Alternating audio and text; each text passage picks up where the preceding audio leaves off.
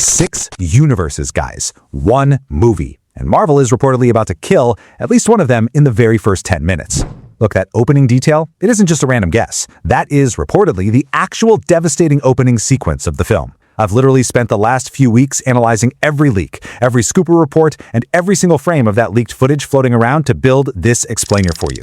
Today, we're going to walk through all 6 universes that are set to violently collide. But we're not doing this in the usual order. Because honestly, we have to start by asking the most important question. Which universe dies first? We're kicking things off with a massive, shocking leak right out of the gate. The universe we lose right at the beginning, it's absolutely not the one you'd expect them to throw on the chopping block. We're talking about a reality that defined an entire generation.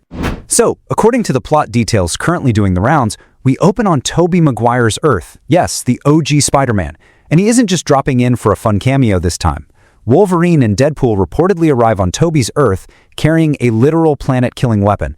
And get this, who built the weapon? Beast. They're carrying this apocalyptic device meant to wipe out Tobey's universe, all just to stop a multiversal incursion from destroying their own world. Now, what's really wild about this setup is the sheer desperation it shows. I mean, heroes are bringing Doomsday devices to other heroes' worlds just to survive. Now, as you can probably imagine, Tobey Spider-Man isn't going to just stand by and watch his home get vaporized, right? He actually fights Wolverine to stop the bomb. But despite fighting with literally everything he has to protect his world, the original, most grounded live-action Spider-Man actually loses. I really want you to just sit with that for a second. Marvel doesn't need to do this. They could easily have Tobey survive. Pull him into the main universe, give him a happy ending. But Marvel is using Tobey's tragic closure to send a super clear message: this is not a safe crossover with a magical reset button. By killing his Earth on screen, they're basically screaming at you that nobody is safe in this one. So, that stark realization brings us to our next reality, Universe 616. We need to pivot here and examine the specific role our main MCU universe plays in this total multiversal collapse. Earth 616 is currently home to Sam Wilson's Captain America, Doctor Strange, Shuri, and the newly formed Avengers. Now, you'd probably think that as the main universe, 616 would be the innocent victim in all this chaos, right? Well, wrong. People tend to forget that 616 isn't just the setting for this movie, it's reportedly the exact origin point of the multiversal collapse. So, the absolute key takeaway here is that the incursions tearing reality apart didn't just happen by accident somewhere else. No, they were caused by our own heroes' reckless choices, crossing into realities they were never ever meant to touch. While every other universe is just reacting to the end of everything, Earth 616 is the one that actually caused it, which for sure puts our heroes in a very compromised position when the fighting inevitably starts. Which naturally leads us to the ones who are fighting back, X-Men's universe. But hold on, forget the bright-eyed team you remember from 20 years ago. The X-Men we meet in this story aren't those guys. They are hardened survivors who've literally watched realities collapse around them and lived to tell the tale. I mean, experiencing the end of the world multiple times completely changes a person, and it most definitely changes a superhero team. Because of everything they've seen, this version of the X-Men is deeply, deeply paranoid and defensive.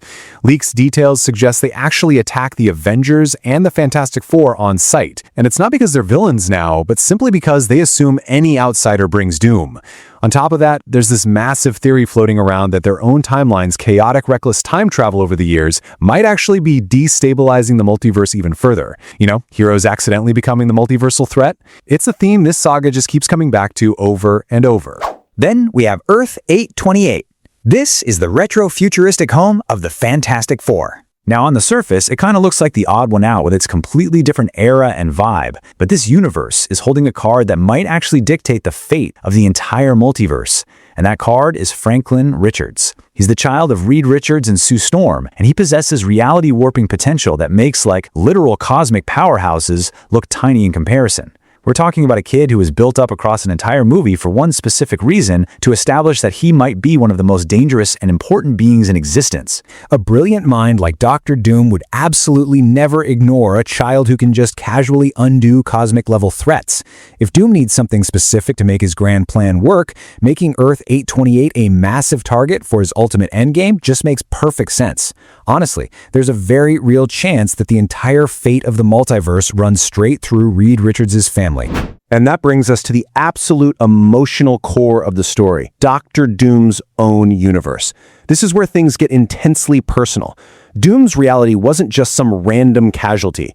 According to the leaks, it was the very first universe to fall to an incursion.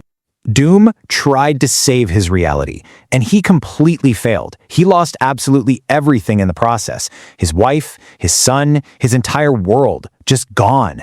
He's the one person in this entire story who already knows exactly how this ends if nobody stops it, which is exactly why he's now totally obsessed with letting the collapse happen, but strictly on his own terms.